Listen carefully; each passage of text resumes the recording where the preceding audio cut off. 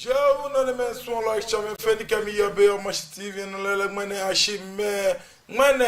Ashi, so Nima, so Nama, so Ken Clubango, she da working off a chama, Gumbala Kashkumba, the Baron Cho, Money Body Saka Samantha, Mechala Kelele, if you were Romanik, Moniki Papa, Bine, Esa, Eki, Eko, Jim, Feme. Jimmy Menina the cash come cool. A shabony film one link a bog when a dodge for so I'm let charge on this show. When a cake and to aqua osu niamly, noni ya not yet Jemmy. He may like a jena oswalata and care. I'm a homo yelia, a afi, no conclu, and an immense solo email like. Na masmake mai jaramba choka jina jaramba obakwa jeme sanji amne taka bin wo fiole masa magbele info line say ma yele oni keji ale no boye jomo chomo kwebe ochabe ochon ojomo ime la keji na masmake mai jaramba show chikobe kwa monika ni fe money neba ugbenoji bodenche onani ni osunlo oyinelo odebi ni ama awo wan rasta to gbonyu ni sheka klagbe kayo chi kra mi ejara mabasha.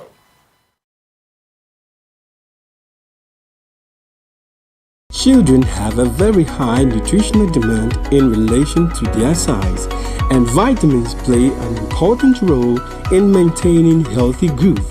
That is why we at Base Pharmacy Company Limited have introduced BaseVite Kid Drops, a multivitamin drop with 7 essential vitamins including vitamin A, D, B1, B2, B6, and vitamin C to aid your child's healthy growth. BaseVite Kid multivitamin drops have been specially formulated to help meet your child's nutritional requirements, helping them to get back to playtime faster. With BaseVite Kid drops from Base Pharmacy Company Limited. For further inquiries of bulk purchase, call Base Pharmacy Company Limited on 0302 672 317 or 0247 287 853. This advert is FDA approved. Grade Aim Academy is all you need. With our neat, spacious, and serene learning environment, we make sure your child is as good as gold. We also engage in lots of extracurricular activities such as excursion, career day celebrations, games, and so much more. Our canteen also serves the best and nutritional meals with your kids well attended to. And we are ready to enroll your ward from nursery, kindergarten, primary to JHS 1. Admission is currently ongoing. Locate Grade Aim Academy on the Atamills I Street behind Enterprise Insurance or call us on 0542 426 803. Grade Aim Academy. We say passion and excellence. Ghana be the Mantiasio mi be fe ami penye kemba asaga ni fe hono o ya he structure ibona fe ni bi ni gba me ana woke amane bo aba from bi anyi ke amla lo ibona fe na amla akwe ni eyi ebuwa ni anya kesa ni ke chine ni fe o ya e kumi woke akutu nkwaro ma fi assembly members na asandi gba te ofilo anke woke police fui alo o che me ni me ayabuwa ni onyendo kesa na kan ni fe hono yeah ora don Inka police fui. Ke wo kwani na agbako ya bi ene. Eke wo saa wo.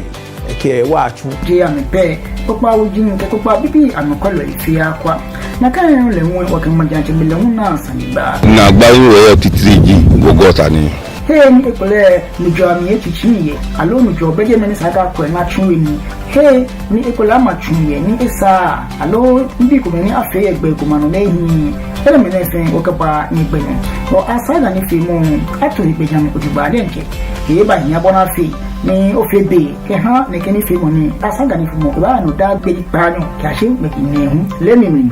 ye o ma shi TV no. Mbe ini o dai afute kofi meji mo ni yo asaga ni fi mu ni o china.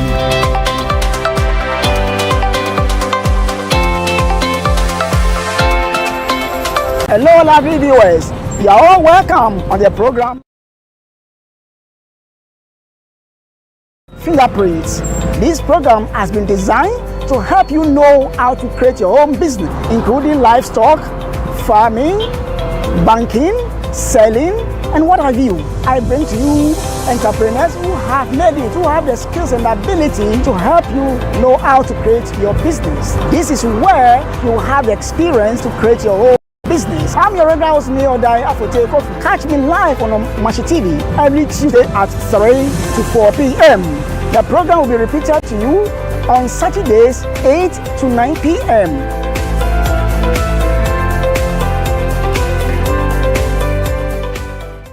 Are you looking for a media house for your upcoming events? Welcome to Umashi TV Production Crew, a digital station that offers live event coverage such as conferences, parties, corporate meetings, weddings, and live streaming on all social media platforms. Soft copies of events or production can be made available upon request. For further inquiries, call Umashi TV on 0536 772 262 or 0244 425 652. Umashi TV Production. Ajwa Twing Man and me share.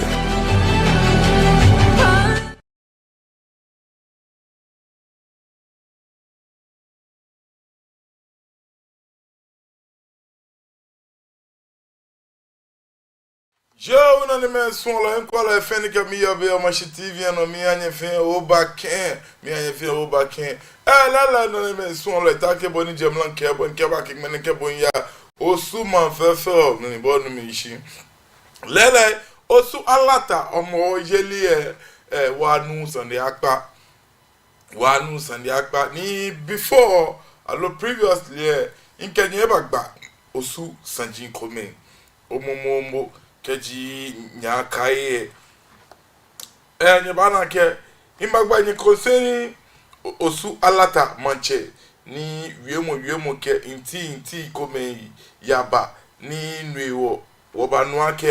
ake akpale o echombi edebie sande yaje hey kome no yabala ke belele court agbe ake isana kwe ni gbeno ni achon eja nuiwo akwoboni bafi ni abafi the needful lele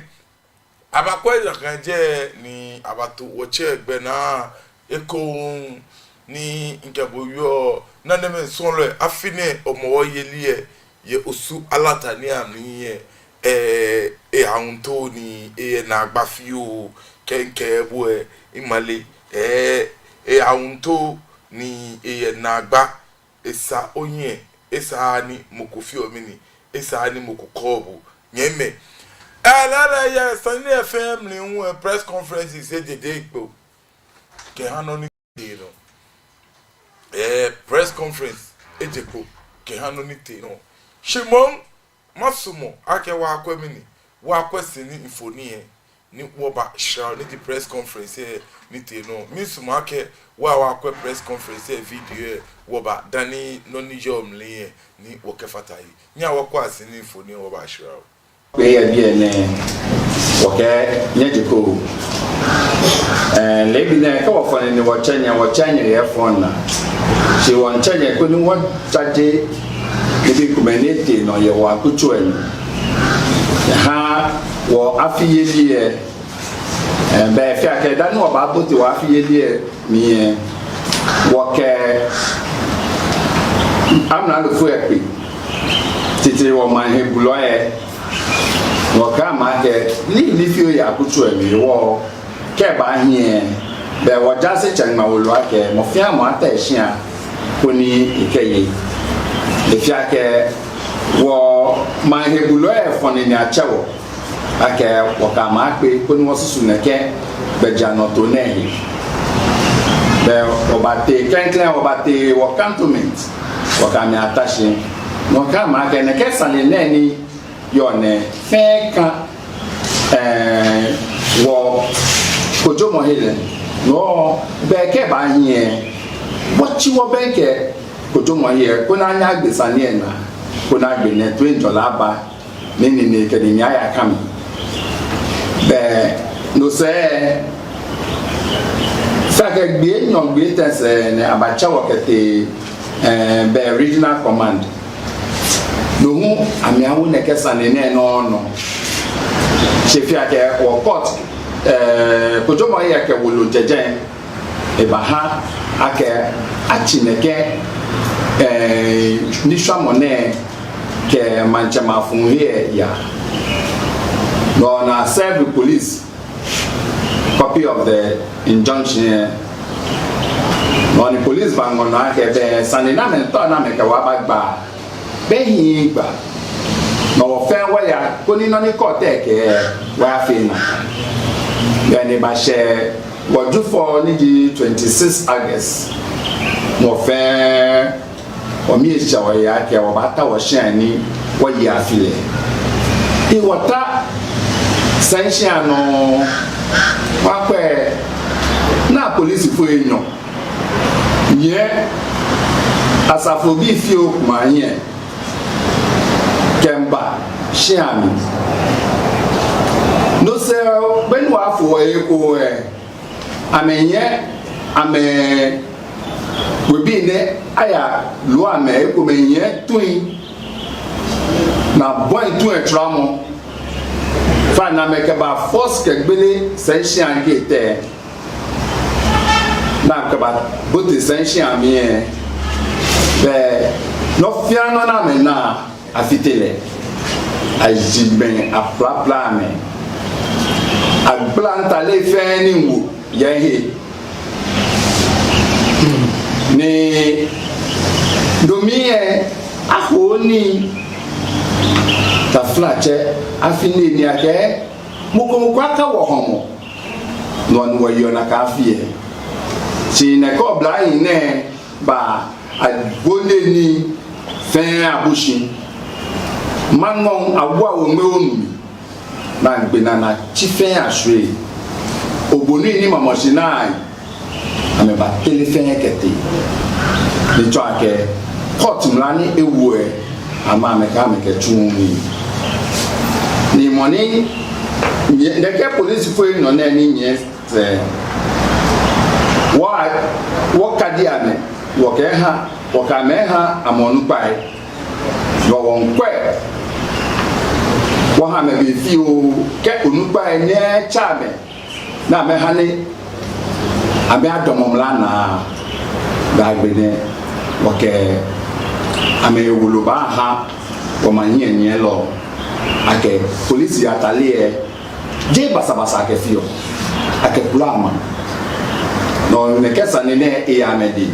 me ni ba pla me na pe ni fe wani ne she ekume ano ni ye be apa mi o baba ne yin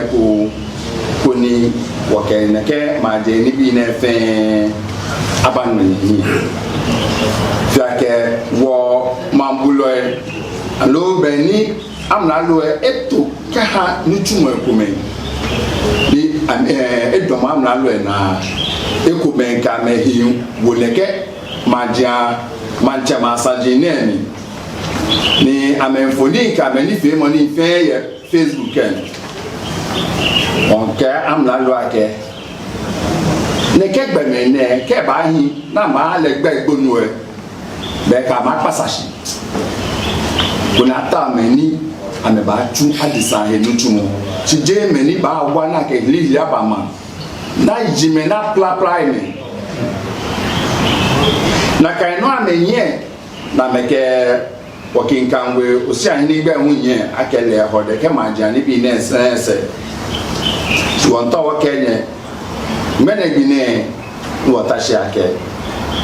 beni agba odate osi ayin no mi eti America e be ma na beni ato ni gbabla bo ni je pa no no go ile hego ko ito ke jaseche na meto amelu ne ke me no ni to date ne ke me no ka me pa kendo ko ye ya na wo kuma bi ni nya ba ne batrash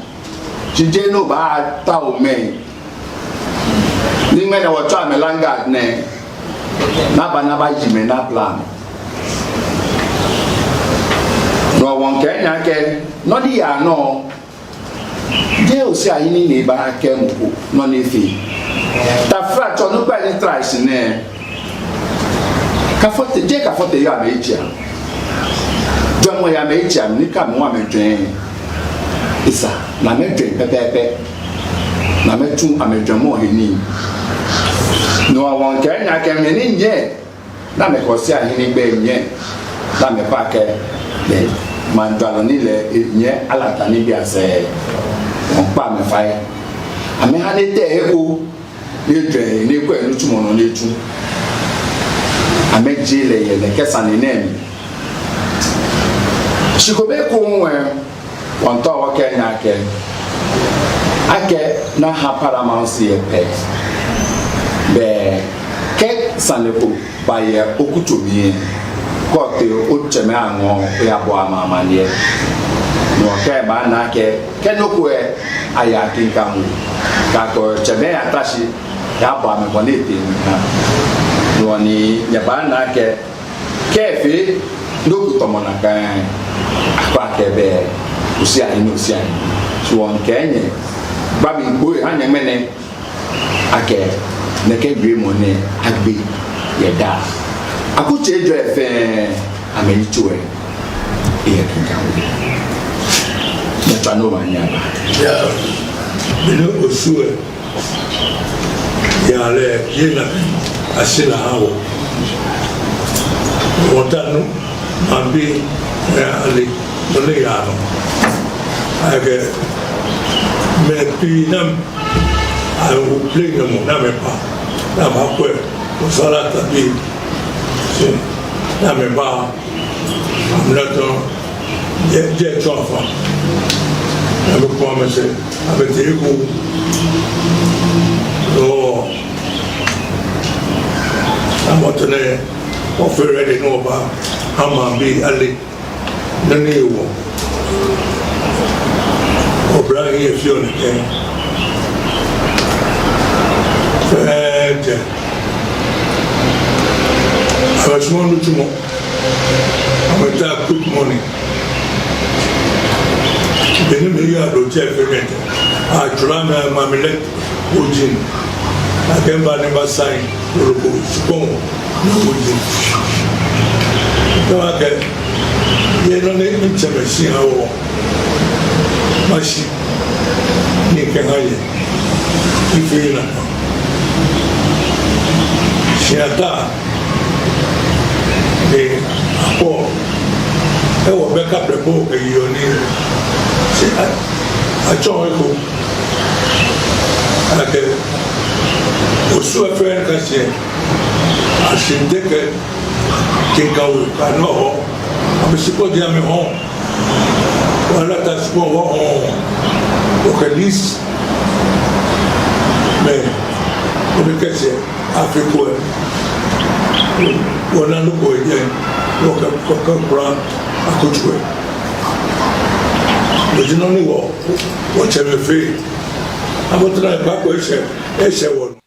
Yo, no one men so like equal and can you be on my TV and on Gablanca back also alata or more on it no giddy ya Jane no press conference no ni cheme ba lele ngo cha mi to enfan nyelo wie mo san ke baba o ja seche ni yo je leji money na wie mo ni wonu ni lele ke akeja se to ja se ni pa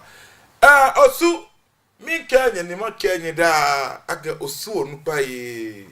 osu onupa cheme ni yo osu mi panye fa no kwa fe nye nyete ashinye ha nye nya chela nye nye gba nye yimemni ni nye na nye lia ake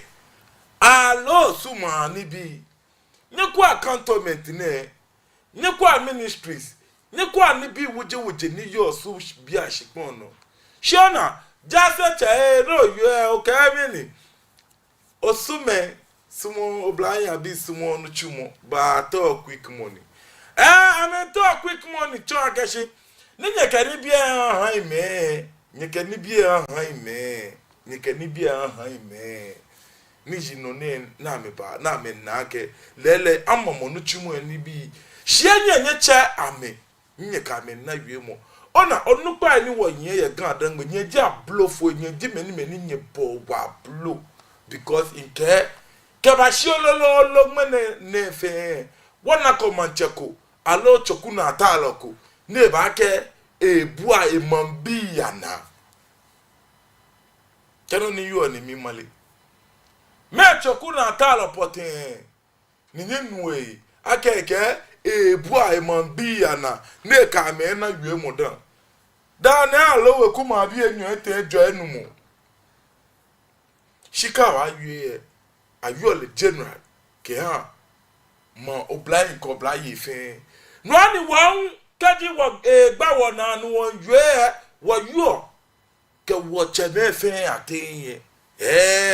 eja ake ka me yue amena ka bibi ni ba ekolo won wo sumo no chimu alo eto bi aje bi afi ne ke shi no chimu ode nche ngba ko poten na ke ba wo yin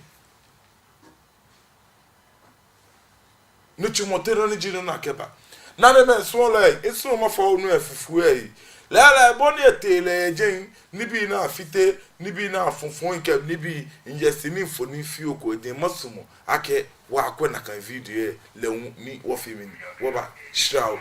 eja ake ke okwe nibi ni ti no nke pepele ke nibi na ho fe achichi fe ke filmi ni ke shweshi nya wo bia wo ake ke court ke me na aka fe ni me ne wo aka fe ona game won fe kwa ni won na ake won fe kwa gadan baby won fe kwa ni bi shi wona ndio woni ye ni kanu ni won fe hun ndio eja ake won na ake wo ka me ko me wo enye lo eji ame gbo eji ame ne ke eji ame ne ke eji ame ni wo saje fe ko e ke wo lo e ni wo ka shu ame yin nyame nya bia wo ake na mokoro kale ye na ko san de te yin te bale ante gadan bebi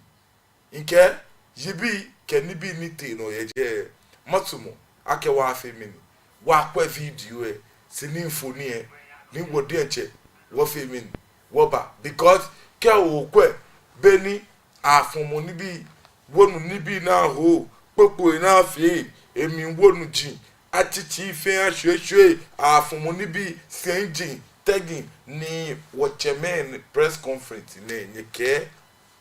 akemu kwa kafe nuko ni wakati akemu kwa kafe nuko ni both parties say fe ke tune mama sa mancheme ya fe enyo ya lata mancheme ya fe enyo ya lata niji wache ni boni ni nyebie ni makenyi ake aka akpalebe ko yino se mi ye aba fe kusun ake ahele ewomi producer of an ko ye na kan fonu ji ye anana na kan blema fonu ji be mi ni woche niji osu alata manche o fa ni no gbele mi eye bibi ocho gbele mo mi ama bi osu alata manche niji ni boni no ni noko boni lemfoni jimoni ona yeje ni ake inti wiemo ikomeba nuewo aba paleke nibi foni jimba jeje epo naka no foni ba jepo be mi ni ake cortes ejo efe amena ake bena tele eja nuewo be awo woche emuji be sana kwe but na wa chon ke kusum gbajanu to na ba fe na ile wo mi ko because leji mo na gazette na yin gazette ke ni bi fe as osu alata manche no wo ifoni ni con screen on screen o fa ni no ba se ko me producer ifoni no ona ne eji ifoni be mi ni pa mo se na hele ke wo mi e ko ake osu alata manche niwo kusum jinoni onane afio ale ye senshia nyeme niwo min biake kenne keson nwo ke o ba shi wo yan shi boye ame ba je wa lo ame je wo ona wodenche wo hon wo yi wodenche wo hon wo fi amini wo hon wo yi nyame kaji aleno ni video efere the producer ofa ni no anu woko ni bi ni te no gidigidi ni te no ye osu alata say shiam ni ejake ke okwa ni bi ni ete no yeje aunto ni nagba ne akpa mi biake jase fo eni wo yen ona gan onupa eni wo yen ni le efin kan ta flache ejake se ni bi son afio agbe no fianu yin ni ma yue da na ke je no kono there is no chain of command ye gadango no ba ate nye fe cheme ni wo yen fe amele amenu chumu amegbena na me nyenye amele amegbena no chumu jasele no chumu wokunu pale no chumu akwashon le no chumu mankralo le no chumu osi ayini le no chumu ona sencha le no chumu nuewa mo fiamu fe no na echuisumu nyeme na neme small masuma ke magbele phone line say she masumo ni wa akwa video eni di sini phone ye gidi te femo ni te no ye osualata ni anu ye ni woba shirawo ni awa akwa wo ngbe mo woba Tade. Take this one. The ayo.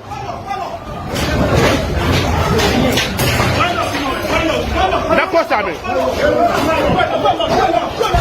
What about that here?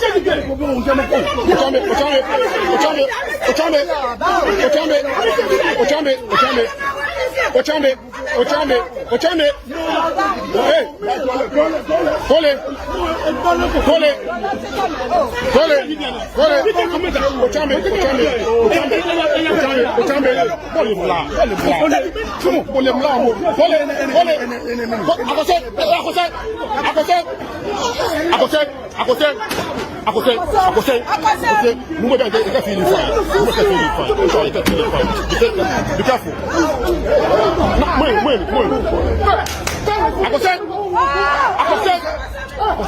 Now you open it.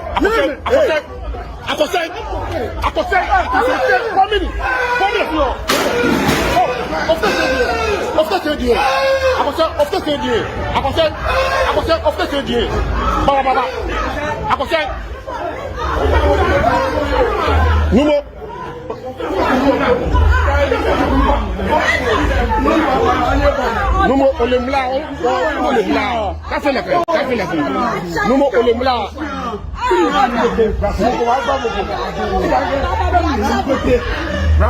Come here, father.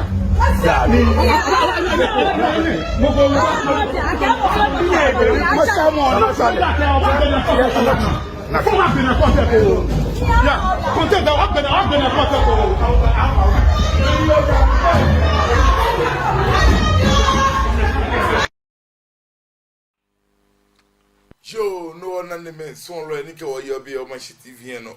nya aba ke nya wo bi a wo yi ake lele nye kwa asini infoni ni ya no nya hihwe mu ani ni ya no gadan bevi kaji lele ni infoni ni jenje injalata ni nka infoni ni echeme koni nyanyo me boy na aba ye ni fe mu ni yo dase nye kwa no na afi o chaka manya poto nya wo bia wo yake wote alo wo ba nya wo bia wo yake wote alo wo ba eno manu ehye masuma kenken phone line say angmeshale no kaji bo oye ndoko wiemo ye keke onye otwa be ofemini ochon ojomo 0274324331 0274324331 bomode ko ni bo otwa ni ochon ojomo ake no ni te no je osu ni amni ye osu alata ni amni ye aso eye hingbe no lo maba ni ke game dangwe fomo bi ke eshewo no afi yeli mo bia ni pe dani obana meneba ton egbena meneba ke ni ke fi ne ke ni meneba ke ni pene ne ke ni meneke pene ne ke nya awo bia wo ake ke wo ke wo nkomo wo ne ke so ke wo ke wo ba komo wo ne ke so te ba fi te ni gadan we ba nya ya no komo no na yo nínú nke wa ko mo yeli eyin ke ko me fe mo esani ara e ba na chono na ke fe ko me ni nyemi ale nyemi no ani po na anwo wala ko ka mo ko ye be mi ne ko la ko ba kan no hello fa no gbe ke ru chagajo to ya kwele ni cha kenje ko le gono ando na ya nya kwele yo o fa ni police fún eyi bi na me wo eleyin kra te fi o te ni me ko na meke ho ni nye ba ma ahia nye ba chilo ni efe nye shuo tano ni tashi ni ke ma ye ole na nye ba chia nye ba tlato ati me ni fe shue tano mla kama ye radon fane yo o radon wonye ke ma ba ni esani mla toloi anye ma anye ke ba ni nakainoko abayano gidigidi inti ateshi jeme lele nyeme nya wo bia we ake kata mebi take boni bia ake kata mebi ni wo ba pa wo ikomomo gadan bi mene keneke wo mene keneke acho me nya ko semin patenje osu o fa na no na ya ye issue ni ba ufane keta plache oye bwenche oshia ni menkume to aguna namba tako we bwenche oshia emonini dabi kokoko me nya meshia ni ameke nika ba nyeshi ameshia ine na bakoye kotu iha ulu ake mofiamo eteshia ni afile eye umo ye sha mokoka ya beno mokoka ya hekoni e afani mofia mo to sha ni oye umo agbene hwe ko tu ha wulu ake ensha moko ka bote jeme kaji gokunu pa hakubo hebe ake obote jeme moko ka bote jeme niti sensha o bia ne te bale te ni me kokome ya chome ke fita me na ba abajo me na fitio me ni bi ni amerika me ya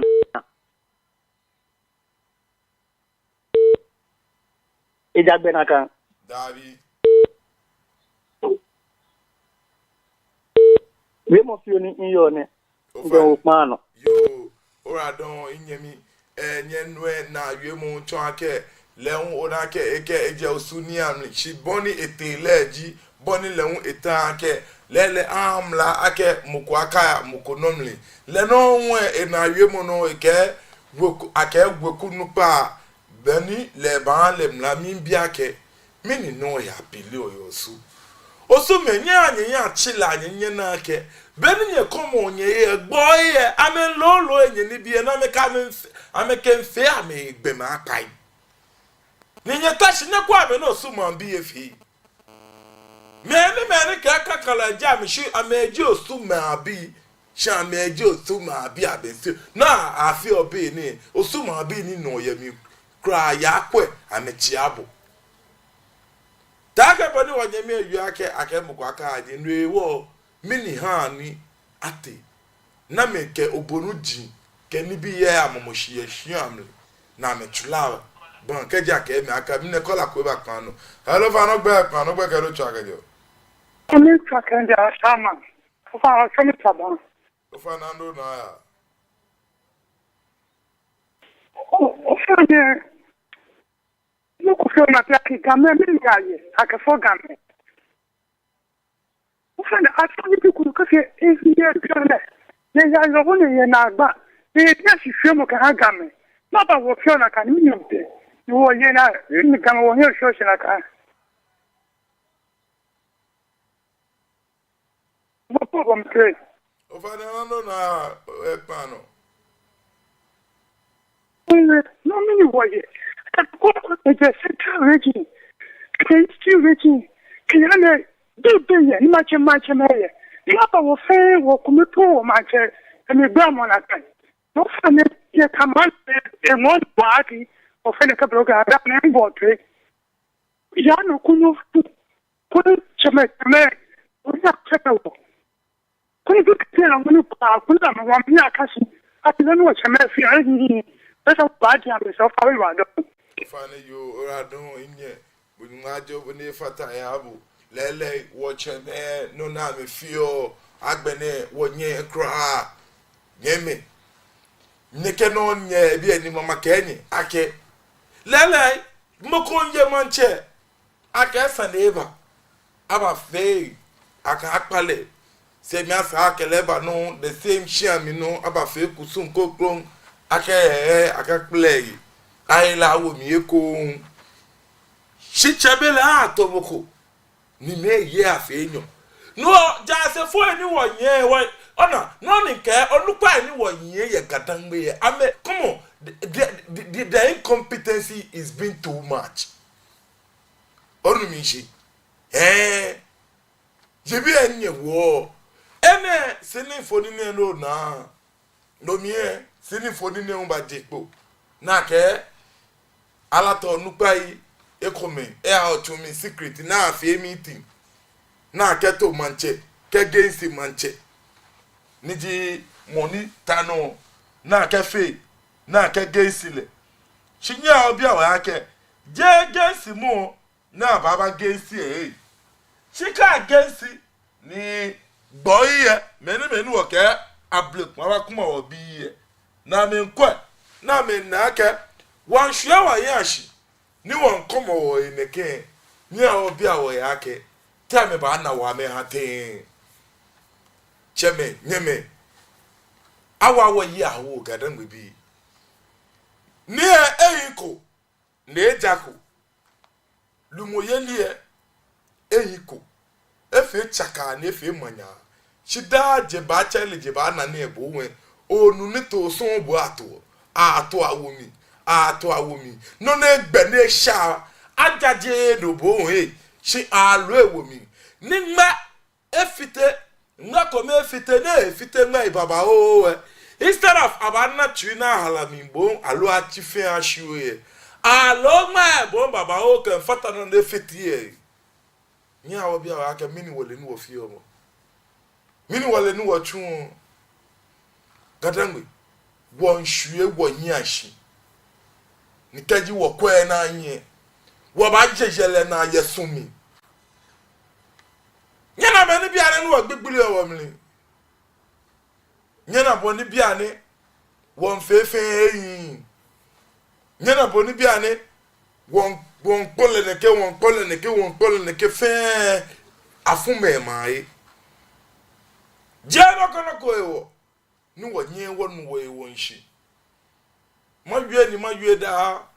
akeno na toilet chain of command gadangbe bi nya shi hwelo asande there is no chain of command ona mo fiamo nei akele on le jile mo fiamo nei akebe mo ko shishi efi atomo ma na ya atomo wo fe won na wo eshikache me ne so no na kaka wo fe won na wo eni ache me wo fe wo ta flat o ba chomo bulu ni wo ba gbo kwahye agbele eja ake mimi na eni ache ne o mi fe ko ready ake ma fe farming eja ake la ke farming be ba wo mu jike ni bi mi so ni ma tarole emi ken hia wuji eni ke farmer ya fe farming ne ke ni eni ba bomono ga ni achejibu e mi no ba ye nya wo bia wo yi ka wo la nyu ya wo we bo na ka bo te school cho no ni le fa cho shi bia ke mo na nye school akwo ya ni le wo ete ne ka se wo ya le agbe ona kan lo no ka se gbe ye wo lu emi mo ne akọ school e dan ne kan de ko wo lu e ko dan le agbe na nwa ke wo lu emi no ka se cheme nyeme gadangbe choku na atalo shebi nike akwe na anye ona nyefe bo ba jeje ni bi yenye nya to e ko nyeta ni jojo yenye because nyengba wo jomona bia na youth of today ni wo jeno nya wa na jomo papa ko ni wo dwen onu mi shi nya wa na jomo papa ko wo dwen kenya teshibu abanye ba yue wi lita flat a shele kenye chofa gboyin na akolo lele ye gba nye wo nga shi be pi ona kekenye yue mo fiat mo blanya bi e ko blanya bi amekenye yue mo chuni beri nye yue ebu ebe ni na ngwa fenini eja ke leadership by example na ke nye many nye ke leaders in here that you cannot set a good example. What leaders say, no what leaders say, what chokuna talo majority of you cannot set that good example na chon. No ka leadership by example ni set example chin say tenyele na no ba fi antin. No jino ni ani gafe fe pato ni fe chaka ni fe mmanya. Ni konfe no ne twisimo ne kwa mene gandagbe bi wonye woni bi ni boy bo he ye wode amen koloka me wale ni ko te wiemo o ba no nyemi ko no ne ditrop ndo se kefe no ni ba fe minla fe ni neji ekole anna le gbomo apa hu na aka le benas choku na atalo ashino ti afiliche ni sise le mbo di mo ne baba gbe ni bi ayen kra ne ba no fi na fe chaka manya no ani ene me wo chichiko ka to nu pa ye alo am ko gbe na akọ mo ko ni eyin ehika mo be bia je shika je ni mo je ni na mo je mo shiaji ke ni bi na akọ shimbo akwa eyin chire mu ke eyin ehika mu ejemu ke nili na ke ha le gbena shingene mini dino nu wona bebo mo go ayin man se fio na etu no ko fio na no ko fio no eba wish ake Sunday ye onupa ni yo se allo me ni to amedi enje ta flat am jomo enjoy ye wo I may use through the right procedures na ba kwe ake mene le yolo nikele ye ohun allo amenu ehse candidate na kele eba aso candidate ni eyin ehikamulo ani ma actually lo ene me fe abi ene me fe atashi na ba gbin be bi no ba no anyen loko no afo ja se cheko ya eko ati pile afo man kra loko ya eko ati pile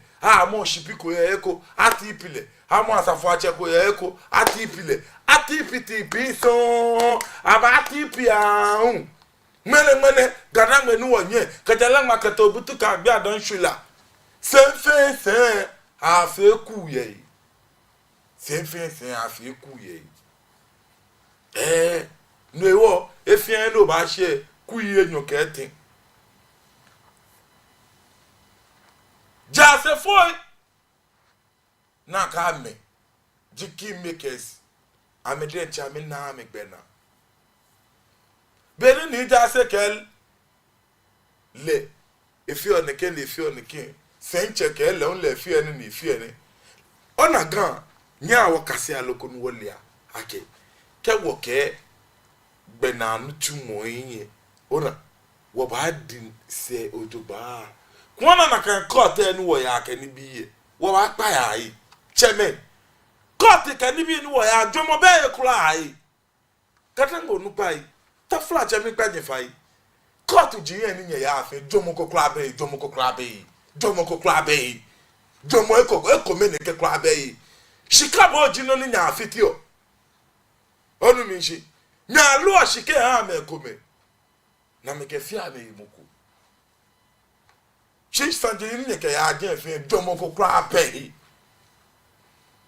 je shi machine yi o je ameshia no ehye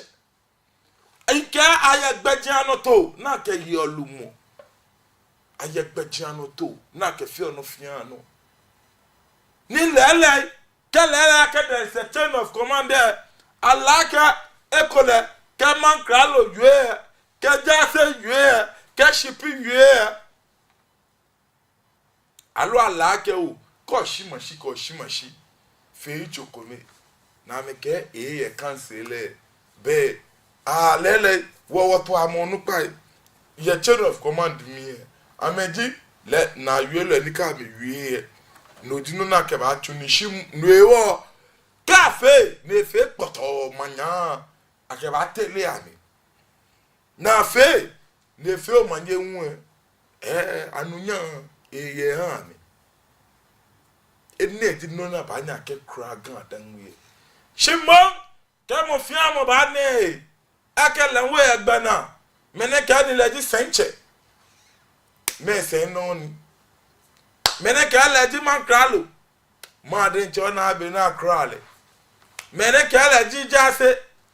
jase rutumo fe fite opoku no poyin mene ka leji neke asafo achama no le e tan fenini asafo achama no le e tan fenini ni min pagbe akekun ke lele wo nya asafo acheme nchire loyi ona asafo acheme onu pai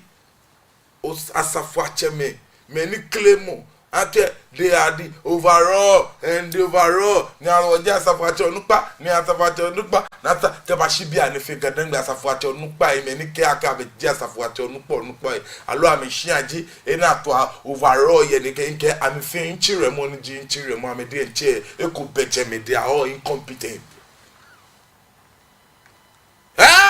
ejaka asafo acheme nyenye asafo bi yen cho ke nyenye ke mombi ye potuoni nyenye ke mombi yenye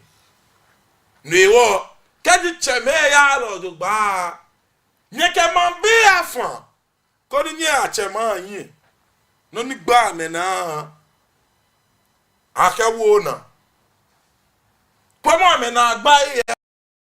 no ni ke there is a chain of command ke chain of command in junior kwe waja court ke luko don because aye manche je enye no ehye je enye ni yo alo enye je manche je wo fe wole manche bejian to boni e yo ye gadan gbe ha kwe beke na afole mmenepo ele ake o ateshike ka ye lumo ye ka niwo ma banyani wo follow neke kusum bejian to ene ma banyan wo follow koni mo ni je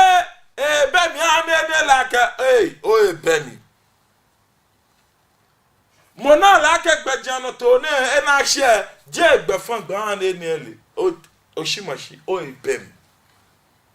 o shimashi ene bo gbe na ni bo tun ni wo bo ba no ba tun ko tun no ni mena we san e tun keke tun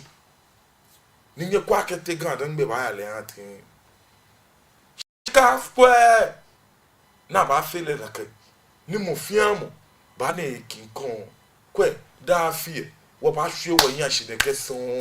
wo ba hwe wo yan hye ne keson ke ba ton boye na be ba mo wo ne keson because I mean I get Nkrafo de eba na eyi na omu ye ba ko eyi de omu peyi pa na kan gibe na me na ale amena ke wo ke yala ile wo le World Cup wo sumu yala wa gbonu ani fun no jino ni emi hye nu wo na chimbo noko akpa ne ka nunyan baba wo yin ni wo ji ojo mo enu ni wo komo wo yi ma pakadan bi na me pe wo ne kan ye na ayo mo cheme nyeme nke no ni te no yeje eye nya hihwe mo before the ni machi alo mbf bi miss munye na gidigidi ye ni te no kiya osu alata ni shomo shikome eko dani marapa mi awokwa sinifoni oba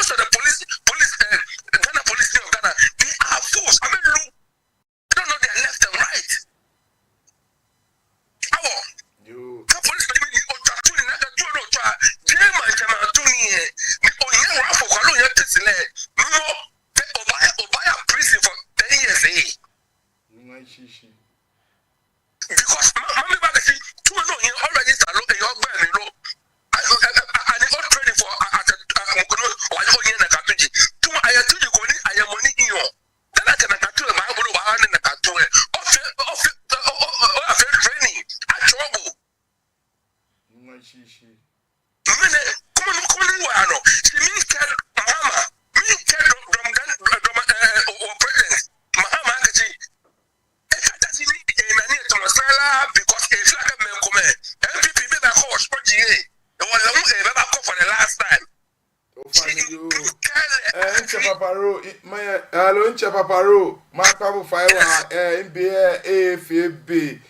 ite sa ma papo fanu ke bi wo ke nimbo ke wala ke wo wala un be ekoni